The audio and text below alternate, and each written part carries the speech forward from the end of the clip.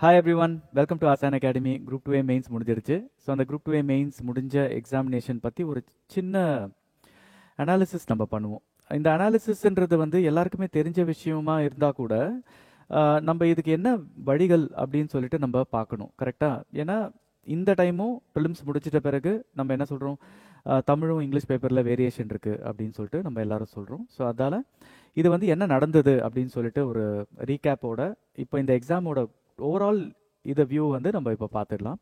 First வந்து இந்த group 2A mains அப்படின்றது போகிறதுக்கு முன்னாடி இந்த குரூப் 2A ப்ரிலிம் ஸ்டேஜில் என்ன ஆச்சு எல்லாருக்குமே தெரிஞ்ச விஷயம் தானே. குரூப் 2A ப்ரிலிம் ஸ்டேஜில் வந்து ஒரு நிறைய இஷ்யூஸ் வந்தது. அந்த இஷ்யூஸ் என்னன்னா, இங்கிலீஷ் மீடியம் ஸ்டூடெண்ட்ஸுக்கும் தமிழ் மீடியம் ஸ்டூடெண்ட்ஸுக்கும் வேரியேஷன் அதிகமாக இருந்தது. கிட்டத்தட்ட வேரியேஷன் வந்து 10 கொஸ்டினுக்கு அளவுக்கு வேரியேஷன் இருந்தது.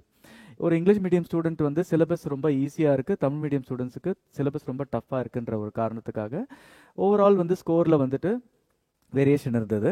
அப்போது ஒருத்தங்க வந்து 95 இங்கிலீஷில் போடுறாங்கன்னா அவங்களால வந்து மேபி ஜென்ரல் தமிழில் வந்துட்டு 90 தான் போட முடிஞ்சது. ஓகே, அதால் என்ன பண்ணாங்க, சிலபஸ் வந்து மாற்றினாங்க. ஆனால் ப்ரிலிம் ஸ்டேஜில் என்ன ஆச்சு, ப்ரிலிம்ஸ்லேருந்து மெயின்ஸுக்கு மூவ் ஆகிறவங்க வந்து ரிசல்ட் என்ன இருக்கும்னு நினச்சி பாருங்கள். தட் இஸ் இந்த மாதிரி இருக்கும்போது 1:3 இல்லைனா எப்படி சொல்கிறது, 10 இங்கிலீஷ் ஸ்டூடெண்ட் இருந்தாங்கன்னா 3 இங்கிலீஷ் ஸ்டூடெண்ட் தான் ஆக்சுவலாக உள்ளேயே வந்திருப்பாங்க. தட் மீன்ஸ் இப்போ 20,000 ஸ்டூடெண்ட் வந்து இப்போது என்னது மெயின்ஸ் எழுதுனீங்க, கரெக்டுங்களா? அப்போது டோட்டலாக இதில் வந்து மேபி நான் தப்பாக கூட இருக்கலாம், ஏன்னா இந்த இந்த இந்த நம்பர் வந்து தேர்வாணையத்துக்கிட்ட தான் இருக்கும். பட் பார்த்தீங்கன்னா 20,000 பேரில் வந்துட்டு உங்களுக்கு competition English versus Tamil medium பார்த்தீங்கன்னா எவ்வளோ பேர் இருந்திருப்பாங்க?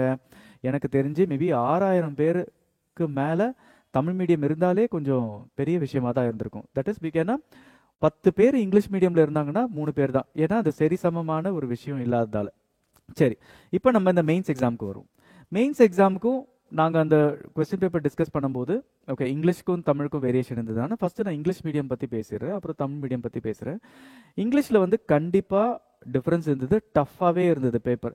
இப்போ சில பேர் வந்து இப்போது என்னது அக்கறைக்கே இக்கிற பச்சை இல்லை. ஸோ இப்போ இங்கேருந்து பார்க்கும்போது என்ன சொல்லுவாங்கன்னா, நீங்கள் 50-55 அடிச்சிட்டிங்களா, அதால் ரொம்ப ஈஸி அப்படின்னு சொல்கிறத விட இது வரைக்கும் இங்கிலீஷ் எப்படி இருந்தது அப்படின்னு நீங்கள் வந்து பார்த்துட்டு அதுக்கு மேலே நீங்கள் மெஷர் பண்ணிங்கன்னா பல மடங்கு ஸ்டாண்டர்ட் இன்க்ரீஸ் ஆகிடுச்சு. எதுவுமே யோசிச்சு தான் போட வேண்டிய நிலைமையாக இருந்தது. ஸ்கூல் புக்லேருந்து இருந்தது கொஞ்சம் கம்மி தான், அதுலேருந்து தான் வெளியிலேருந்து அதிகமாக இருந்தது. வெளியிலேருந்து எப்படி அவங்களால ஈஸியாக சோர்ஸ் பண்ண முடியும்னா எஸ்எஸ்சி பேஸ்டு கொஸ்டின்ஸாக இருக்கிறதால எஸ்எஸ்சி பேஸில் வெளியில் அவைலபிலிட்டி ரொம்ப அதிகம். அதே நேரத்தில் பார்த்தீங்கன்னா இன்னொன்று நம்ம புரிஞ்சுக்கணும், எங்கேயுமே வந்து டிஎன்பிஎஸ்சி சிலபஸ் விட்டு வெளியில் போகல. நம்ம எல்லாருமே என்ன நினச்சிக்கிறோன்னா, ஓகே சிலபஸில் இருக்குது தானே, அப்போ ஏன் நம்ம ஸ்கூல் புக்லேருந்து வரல? அது தமிழ் மீடியம் ஸ்டூடெண்ட்டாக இருந்தாலும் சரி, இங்கிலீஷ் மீடியம் ஸ்டூடெண்ட்டாக இருந்தாலும் சரி, ஃபஸ்ட்டு ஒரு தரத்தை வந்து ஒரு கொஸ்டின் பேப்பர் என்ன சொல்லிடுறோம்னா, நம்ம வந்து பயங்கர டஃப்பாக இருந்தது ஏன்னா ஸ்கூல் புக்லேருந்து இல்லை. ஸோ ஏன்னா நம்ம எல்லாருமே ஸ்கூல் புக்கு ஃபாலோ பண்ணுறது ஒரு ஹேபிட்டாக இருந்துட்டோம். ஆனால் டிஎன்பிஎஸ்சி நம்மளை விட எப்பயோ ஒரு 1000 மீட்டர் தாண்டிட்டாங்க. டிஎன்பிஎஸ்சி எங்கேயுமே ஸ்கூல் புக்குன்றது வந்து அஃபீஷியலாக அனௌன்ஸ் பண்ணதே இல்லை. எக்ஸப்ட் இந்த வரப்போகிற ப்ரிலிமினரியில் மட்டும்தான் என்ன பண்ணாங்கன்னா, எஸ்எஸ்எல்சி ஸ்டாண்டர்ட் உங்கள் ஸ்கூல் புக்லேருந்து எஸ்எஸ்எல்சி ஸ்டாண்டர்டு மட்டும்தான் ஜென்ரல் இங்கிலீஷில் வந்து ப்ரோஸ் அண்ட் போயம் சொல்லிட்டு யூனிட் 7 வச்சுருக்காங்க தவிர்த்து, அதே மாதிரி ஜென்ரல் தமிழுக்கும் இதெல்லாம் வந்து உங்கள் ஸ்கூல் புக்லேருந்து தான் கேட்போம்னு சொல்லியிருக்காங்க. ஆனால் இதை தாண்டி இது வரைக்குமே ஹிஸ்ட்ரி ஆஃப் டிஎன்பிசியில் எனக்கு தெரிஞ்சு அவங்க ஸ்கூல் புக்கு தான் உங்களுக்கு வந்து சோர்ஸு அப்படின்னு எங்கேயுமே சொன்னதில்லை. ஸோ எல்லாருமே என்ன சொல்கிறாங்க, இப்போ வந்துட்டு இப்போது தமிழ் ஸ்டூடெண்ட்ஸாக இருந்தால் வச்சுக்கோங்களேன், சிறப்பு தமிழ் பழைய புக்ஸ்லேருந்துலாம் எல்லாமே எடுத்திருக்காங்கன்னு சொல்கிறாங்க. ஸோ நீங்கள் அப்படி போவே வேண்டாம். நீங்கள் எப்படி போகணுன்னா, இனிமேல் ஜென்ரல் இங்கிலீஷ்காக இருக்கட்டும், ஜென்ரல் தமிழாக இருக்கட்டும், ஒரு டாபிக் இருக்குன்னு வச்சுக்கோங்களேன், அந்த டாபிக் ரிலேட்டட் எல்லா இன்ஃபர்மேஷனும் நீங்கள் பார்க்கணும். ஸோ இனிமேல் நீங்கள் வாங்கக்கூடிய புக்ஸாக இருக்கட்டும், இல்லை வாங்கக்கூடிய எனி மெட்டீரியல்ஸாக இருக்கட்டும், வெறும் ஸ்கூல் புக்கை சார்ந்து ஒரு மெட்டீரியல் வாங்கினீங்கன்னு வச்சுக்கோங்களேன், டோட்டல் வேஸ்ட். இப்போ எக்ஸாம்பிள், இப்போ ஒரு ஜென்ரல் இங்கிலீஷ் புக் இப்போ வரப்போகுதுன்னு வச்சுக்கோங்களேன், வெறும் ஸ்கூல் புக் மட்டுமே காப்பி பண்ணால் மட்டுமே போதாது, வெளியிலேருந்து இன்ஃபர்மேஷன் இருக்கணும், ப்ளஸ் உங்களுக்கு எக்ஸசைசஸ் இருக்கணும். அதே மாதிரி தான் ஜென்ரல் தமிழில் வெறும் ஸ்கூல் புக்கை மட்டும் கன்சல்டேட் பண்ணால் போதாது, சில விஷயம் அட்லீஸ்ட் கொஞ்சம் வெளியில் போயிருக்கிறதுக்கு வாய்ப்புகள் இருந்தால் மச் பெட்டர். அதே மாதிரி உங்களோட த வே யூ ஸ்டடி, இனிமேல் வந்து நான் ஸ்கூலுக்கு புக்கை படிச்சுட்டேன் 100க்கு 100 வாங்கிடுவேன், நான் குரூப் 4 கூட சொல்கிறேன், இனிமேல் இந்த ஒரு பேட்டர்னை நீங்கள் வச்சுக்காதீங்க, சரியா? அப்போது இங்கே என்ன நடந்தது, மெயின்ஸில் நான் ஏற்கனவே சொன்ன மாதிரி மேக்ஸிமம் 6,000 பேர் தான் எழுதியிருப்பாங்க. அப்போது இந்த மெயின் ஸ்டேஜில் என்ன நடந்ததுன்னா, மேக்ஸிமம் ஒரு ஜென்ரல் இங்கிலீஷ் ஸ்டூடெண்ட் வந்து பயங்கரமாக நல்லா படித்த பயங்கரமான ஸ்டூடெண்ட்டை பற்றி பேசுகிறேன் நான். 155க்கு தாண்டது ரொம்ப ரொம்ப கஷ்டங்க, சரியா? 155 தாண்டதே ரொம்ப ரொம்ப கஷ்டமான ஒரு விஷயம். ஜென்ரல் தமிழ் ஸ்டூடெண்ட் வந்து 150 தாண்டது ரொம்ப ரொம்ப கஷ்டம். அப்போ இவங்களுக்குள்ள இருக்கிற வேரியேஷன் வந்து 5 மார்க்கு இருக்கு. சரியா, 5 மார்க்கு கண்டிப்பா இருக்கு. நீங்க நார்மலா நிறைய பேர் என்ன சொல்றாங்கன்னா, இப்ப 45 தான் நான் போட்டேன், இப்ப 45 தான் போட்டேன்னா அவங்க எல்லாம் டாப்பரா இருக்க மாட்டாங்க. ஸோ அதால மேபி அவங்க எல்லாம் வந்து ஆவரேஜுக்கு அபோவா இருக்கலாம். ஏன்னா ஆவரேஜ் ஸ்டூடெண்ட் 40 போட்டிருப்பாங்க. அதே மாதிரி இங்க ஜென்ரல் இங்கிலீஷ்ல பாத்தீங்கன்னா ஆவரேஜ் ஸ்டூடெண்ட்ஸ் வந்து 145 to 150 கிட்ட போட்டிருக்கலாம் வாய்ப்பு இருக்கு. அதை தாண்டி அதிகமா போட்டாதான் 155. ஸோ அதால இங்கேயும் வந்து பாத்தீங்கன்னா ஏற்கனவே அவங்க வந்து 6000 பேர் தான் உள்ள ரெப்ரசென்ட் ஆகுறாங்க. இது இல்லாம 5 மார்க் அவங்களுக்கு வந்து வேரியேஷன் கண்டிப்பா இருக்கு. ஸோ ஒருத்தவங்க 150 வாங்கினாங்கன்னா இன்னொருத்தவங்க 145 தான் வாங்குவாங்கன்றது வந்து நிறைய பேர் சொல்றாங்க. ஆனா ஒரு எக்ஸாம் எழுதும் போது எப்படி வேணாலும் மாறலாம். இதே ஜென்ரல் இங்கிலீஷ் ஸ்டூடெண்ட் வந்து கம்மியாகவும் ஸ்கோர் பண்ணலாம்.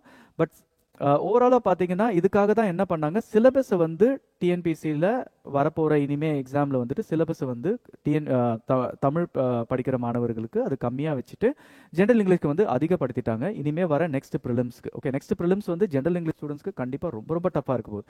இன்ஃபேக்ட் நான் இந்த குரூப் 2A மெயின்ஸுக்கே நான் ஃபஸ்ட்டே சொல்லிட்டேன், உள்ளே வரும்போது எங்கள் ஸ்டூடெண்ட்ஸ் கிட்ட கைஸ் லாங்குவேஜ் ரொம்ப டஃபாக இருக்க போது லாங்குவேஜை ஃபோக்கஸ் பண்ணுங்கன்னு தான் நான் கிளியராக சொன்னேன். அதுவும் ஜென்ரல் இங்கிலீஷ் கண்டிப்பாக டஃபாக இருக்கும் போது தான் சொன்னேன்.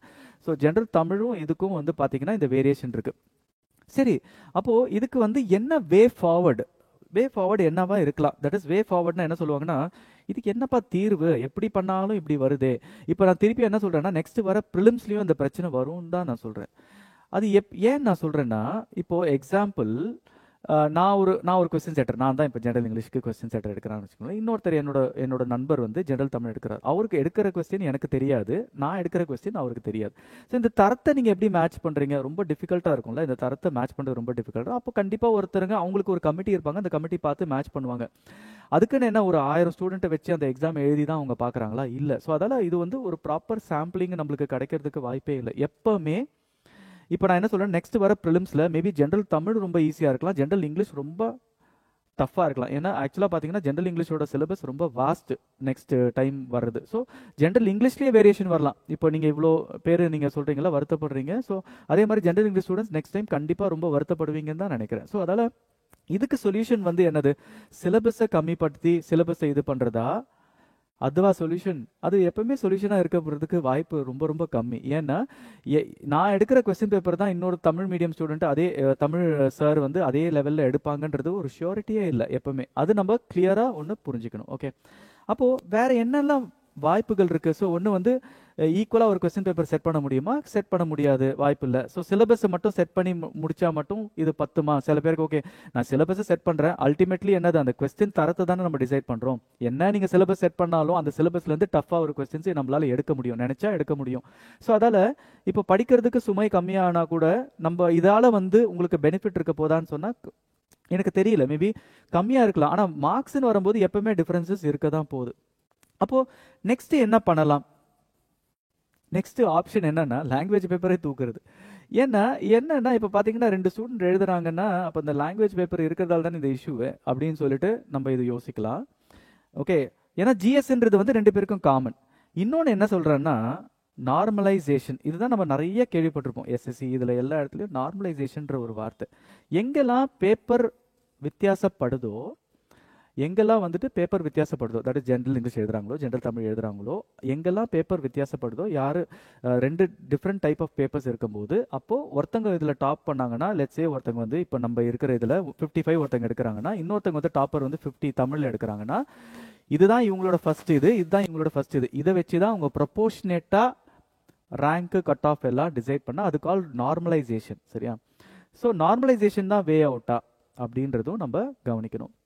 ஸோ இந்த எக்ஸாம் பொறுத்த வரைக்கும் இதுதான் இப்போ நடந்திருக்கிறது விஷயம். ஸோ அதால் வந்துட்டு தமிழ் ஸ்டூடெண்ட்ஸுக்கு எந்த சர்வீஸ் கிடைக்காதான்றதுலாம் கண்டிப்பாக கிடைக்கும், கிடைக்காம இருக்க வாய்ப்பே இல்லை. அவ்வளோ வேகன்சிஸ் இருக்குது, இதெல்லாம் இருக்கும். ஆனால் இந்த இஷ்யூஸ் வந்து கண்டிப்பாக கண்டினியூ ஆக தான் போகுது. நெக்ஸ்ட் டைம் என்ன ஆக போகுதுன்னா, நான் சொல்கிறேன் இங்கிலீஷ் ஸ்டூடெண்ட்ஸுக்கு பயங்கர டஃப்பாக இருக்க போகுது பேப்பரு. ஸோ இதை நீங்கள் you can watch out. So அதால் இந்த வேரியேஷன்ஸ் இருக்க போகுது. இன்னொன்று என்ன சொல்கிறாங்கன்னா, இப்போ இந்த எக்ஸாம் பற்றி நம்ம இன்னொன்று டிசைட் பண்ணலாம். இப்போ பார்த்தீங்கன்னா இந்த தடவை நிறைய பேர் வந்து 50 போட்டாங்க, 55 போட்டாங்க.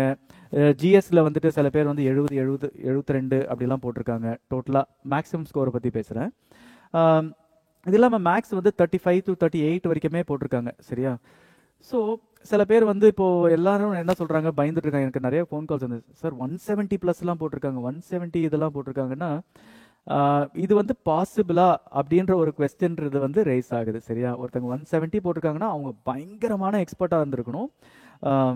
எக்ஸ்பர்ட்னா எதர் அவங்க பயங்கரமா ஏற்கனவே சர்வீஸ்ல இருந்துட்டு மல்டிபிள் டைம்ஸ் மெயின்ஸை படிச்சு வந்திருக்கிறது தான் வாய்ப்பு இருக்கு. ஏன் நான் சொல்றேன், சிம்பிளான ஒரு விஷயம் இதில் நான் சொல்றேன். ஓகேவா? ஒன்று வந்து இதில் வந்து மேக்ஸ் வந்து 40 கொஸ்டின் இருந்ததால எவ்வளோ ஈஸியாக இருந்தாலும் 1 ஹவருக்கு கம்மியாக இந்த சம்மை போடுறதுக்கு வாய்ப்புகள் ரொம்ப கம்மி. இன்ஃபேக்ட் மேபி 55 நிமிஷத்தில் இந்த மேக்ஸ் பேப்பரை நீங்கள் கம்ப்ளீட் பண்ணியிருப்பீங்க. லாங்குவேஜ் பேப்பர் நீங்கள் ஏற்கனவே பார்த்தீங்க, 60 கொஸ்டின் இருந்தது. அந்த 60 கொஸ்டினும் யோசிச்சு போடுற நிலைமையில இருந்ததால அதுவும் வந்து உங்களுக்கு நல்ல டைம் கன்சியூமிங்காக இருக்கும். ஜிஎஸ்ல வரும்போது என்ன ஆயிடுச்சுன்னா 100 கொஸ்டின் இருந்தது, ஓரளவுக்கு ஆவரேஜ் டு சில கொஸ்டின்ல ஈஸியாக இருந்தது. ஆனால் அந்த 100 கொஸ்டின்ல கிட்டத்தட்ட பாதி பர்சன்ட் 50% வந்து பார்த்தீங்கன்னா ஸ்டேட்மெண்ட் பேஸ்டு கொஸ்டினாக இருந்தது. ஒரு கொஸ்டின்ல 3 ஸ்டேட்மெண்ட்லாம் இருந்தது. அப்போ அதை படிச்சு பார்க்கறதுக்கே எனக்கு டைம் பத்தாது. சரியா? அப்போ இந்த எக்ஸாம்ல வந்துட்டு மேக்ஸிமம் சேலஞ்சே நான் என்ன சொல்றேன், பேப்பர் கம்ப்ளீஷன் தான் பெரிய சேலஞ்சா இருந்தது. அப்போ இந்த இதுல வந்து ஒருத்தங்க பேப்பர் கம்ப்ளீட் பண்ணிட்டு இமேஜின் பண்ணுங்க, ஒருத்தர் வந்து 36 to 38 வாங்குறாரு, அப்புறம் இங்கிலீஷ்ல 55 வாங்குறாரு. ஓகே, இதெல்லாம் முடிச்சுட்டு அவர் எவ்வளவு வாங்கணும்? 170 போடுறதுக்கு எவ்வளவு வருது? 13 6 9 93. கரெக்டா? 93க்கு அவர் வந்து திருப்பியும் if he has to score 170 பிளஸ்னா அவர் வந்து கிட்டத்தட்ட 78 to 80 பிளஸ் ஸ்கோரு ஜிஎஸ்ல வாங்கணும். இந்த பேப்பர்ல ஜிஎஸ்ல வாங்குறது 80%க்கு மேல வாங்குறது ரொம்ப ரொம்ப difficult. And that person should be a superman. சரியா? So we really have to think. எனக்கு தெரிஞ்சு வந்து டாப்பர்ஸ்லாம் எங்க இருப்பாங்கன்னா 160 பிளஸ் டு 165 to 168 அந்த ரேஞ்சில் டாப்பர்ஸ் எல்லாமே இருக்கிறதுக்கு வாய்ப்புகள் அதிகமாக இருக்கு. 170 பிளஸ் போறாங்கன்னா ரொம்ப எக்ஸ்ட்ராடினரியா இருக்கணும். இல்லை என்ன இஷ்யூஸ் நம்மளுக்கு தெரியாது. ஸோ யூஸ்வலாக நம்மளுக்கு தெரியல. அந்த இல்லை அது கூட எடுத்திருக்கலாம். சில பேர் வந்து மல்டிபிள் டைம்ஸ் படித்தவங்களா இருக்கலாம். ஆனால் அந்த கேண்டிடேட்ஸ் வந்து நிறைய கேண்டிடேட்ஸாக இருக்கிறதுக்கு வாய்ப்புகள் இல்லை. மேபி 1-2 கேண்டிடேட்ஸாக இருக்கலாம். எக்கச்சக்கமான கேண்டிடேட்ஸ் அந்த ரேஞ்சில் 175 அதெல்லாம் வந்துட்டாங்கன்னா then we have to see எப்படி இந்த கொஸ்டின் எப்படி இது நடந்தது. ஏன்னா நம்மளால வந்து அந்த கொஸ்டின்ஸ் அட்டன் பண்ணுறதுக்கே டைம் இருக்காது, யோசிச்சு போகிறதுக்கே டைம் இருக்காது. எப்படிப்பட்ட ஒரு இங்கிலீஷ் இதாக இருந்தோம். நான் கூட இந்த இங்கிலீஷ் பேப்பர் நான் யூஸ்வலாக லாஸ்ட் 2 இங்கிலீஷ் பேப்பரும் நான் எழுதுனதுல சென்டம் தான் எடுத்தேன். ஸோ இந்த டைம் நான் எனக்கு அந்த இங்கிலீஷ் பேப்பர் நீங்கள் என்கிட்ட கொடுத்துருந்தீங்கன்னா நானே அந்த ஹரியில் மேபி 57 58 போட்டிருப்பேன். 60 எடுத்திருக்க வாய்ப்பே இல்லை. என்னதான் இங்கிலீஷ் பயங்கரமா தெரிஞ்சு நல்லா படிச்சு நான் சொல்லி கொடுத்தாலும் அந்த ப்ரெஷர்ன்றது ஒன்று இருக்குங்க. There is an exam environment. So இதில் பார்த்தீங்கன்னா 175 யாருன்னா சொல்றாங்கன்னா we have to really think, அப்பா பயங்கரமா நல்லா படிச்சிருக்கீங்க, எங்களோட வாழ்த்துக்கள் தான். But it is very very difficult to score 170 plus in this paper. Okay, so ஓவராலாக வந்து 160 பிளஸ் எடுத்தவங்க இல்லை 150 நான் எப்பவுமே நாங்கள் வந்து ஆசான் அகாடமியில் கட் ஆஃப் பற்றி பேச மாட்டோம். பட் ஸோ இங்கே ஓவராலாக பார்த்தீங்கன்னா யாரெல்லாம் எந்த செக்ஷனில் இருப்பீங்கன்னு பார்த்தீங்கன்னா 140 to 145 தான் மேக்ஸிமம் நம்பர் ஆஃப் பீப்புள் இருக்க போறீங்க. கட் ஆஃப்ஸ்லாம் வந்து பார்த்தீங்கன்னா கட் ஆஃப்னா என்னது, நான் மேக்ஸிமம் நம்பர் ஆஃப் பீப்புளை பற்றி தான் பேச போகிறேன். 140 to 145 இருப்பீங்க. 145 to 150யும் மேக்ஸிமம் நம்பர் ஆஃப் பீப்புள் இருக்க போறீங்க. சரியா? 145 to 150 இருக்கிறது வந்து மேக்ஸிமம் இங்கிலீஷ் மீடியம் ஸ்டூடெண்ட்ஸ் இருக்க போறீங்க. 140 to 145 வந்து மேக்ஸிமம் தமிழ் மீடியம் ஸ்டூடெண்ட்ஸ் இருக்க போறீங்க. ஏன்னா அந்த 5 மார்க் வேரியேஷன்ல இருக்கிறதால. ஸோ இதுலேருந்து உங்களுக்கு கொஞ்சமாச்சும் யூஸ்ஃபுல் இருந்திருக்கும்னு நினைக்கிறேன் இந்த ஓவரால் எக்ஸாமினேஷன் அனாலிசிஸ். ஓகேவா? So I wish you all the best guys. இன்னொரு வீடியோ நான் உங்களுக்கு மல்டிபிள் நாளைக்கு வந்து உங்களுக்கு போடுவேன். ஏன்னா நெக்ஸ்ட் நிறைய பேர் வந்து எனக்கு ஃபோன் பண்ணி ரொம்ப அப்செட்டாக இருக்கீங்கன்றது எனக்கு தெரியும். வாட் நெக்ஸ்ட்னா எப்படி ஆப்வியஸாக நீங்கள் நெக்ஸ்ட் படிக்கணும். But you have to take a decision. கரெக்டாக லைஃப்பில் வந்துட்டு நம்மளுக்கு டைம் எவ்ரி மினிட் வந்து நம்மளுக்கு ரொம்ப ப்ரெஷியஸான ஒரு விஷயம். ஸோ அதை நம்ம வேஸ்டே பண்ணக்கூடாது. Wish you all the best guys.